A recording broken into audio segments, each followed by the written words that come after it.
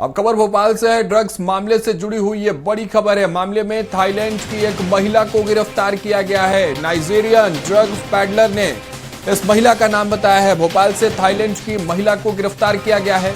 यासीन के गिरोह के साथ ये महिला जुड़ी हुई थी। तो ये बड़ी खबर है, बड़ा खुलासा है।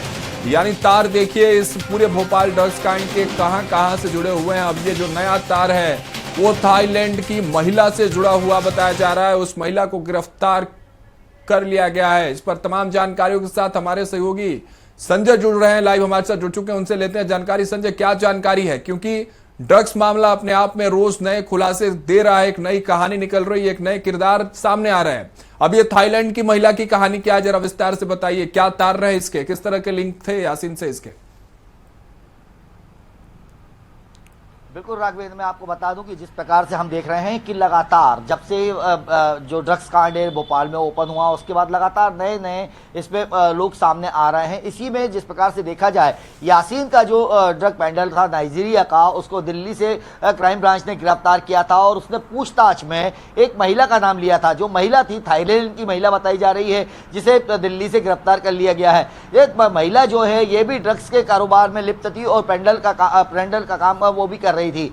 देखा जाए तो अब जो भोपाल ड्रग्स मामला है वो अब अंतर्राष्ट्रीय स्तर पर जुड़ता जा रहा है। जिस प्रकार से देखा जाए तो नाइजीरिया का युवक हो या थाईलैंड की ये महिला हो, इसको देखा जाए तो ये भी बिल्कुल कहा जा सकता है अब अंतर्राष्ट्रीय स्तर पर यासीन के जो हाथ फैले हुए थे, या यासीन जिस प्रकार से जो ड्रग्स का काम करता था, तो उससे ये लग रहा है कि अब ये कहीं बड़े और भी राज खुल सकते हैं। कि इस प्रकार से कहा जाए तो यासीन के साथ जैसा जो देखने को मिल रहा था कि यासीन जो लड़कियों को बहला फुसला कर ड्रग्स देता था, ड्रग्स कहां से आते थे, कौन लाता था, तो इसको लेकर जो खुलासे हो रहे हैं।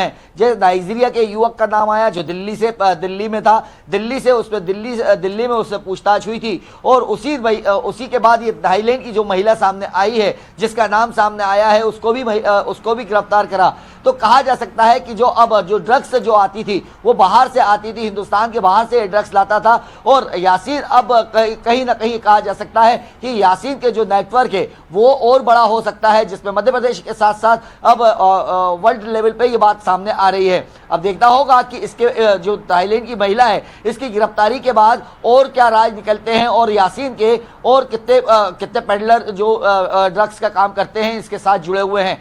कहीं ना कहीं जिस प्रकार से कहा जाए तो पुलिस ने भी और जो क्राइम ब्रांच है उसने भी अब जो नशाखोरी को लेकर जिस प्रकार से कानून की बात की गई है कि जो ड्रग्स खोर है या नशाखोर है उनके ऊपर कड़ी निगरानी रखी जाएगी और उनके ऊपर सख्त कार्रवाई की जाएगी। उसी के अंतर्गत क्राइम ब्रांच ने जिस प्रकार की आज की कार्रवाई हमें देखने को मिली, चाहे हम तौफीक की बात कर ले या ये नाइजीरिया और ये जो थाईलैंड की महिला से गिरफ्तार किया गया इस थाईलैंड की महिला को, संजय, भोपाल से ही गिरफ्तार किया गया इस थाईलैंड की महिला को भी।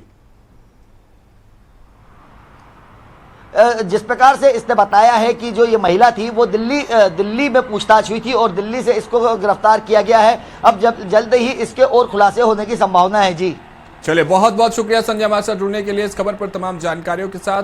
तो देखिए, ड्रग्स मामले से ये जुड़ी बड़ी खबर है, जहां थाईलैंड की महिला को गिरफ्तार किया गया है। जिस तरह से नाइजीरियन पैडलर ने इसका नाम बताया और इसके बाद क्राइम ब्रांच ने कार्रवाई करते हुए इसे तुरंत ही गिरफ्तार कर लिया। अब देखने वाली बात होगी कि आगे इसमें और भी कितने पैडलर्स के नाम आते हैं, कितने देश के नाम आते हैं। और ये मामला अब राष्ट्रीय नहीं बल्कि अंतर्राष्ट्रीय हो चुका है, क्योंकि अंतर्राष्ट्रीय पैडलर्स भी इस पूरे मामले से जुड़े हुए हैं।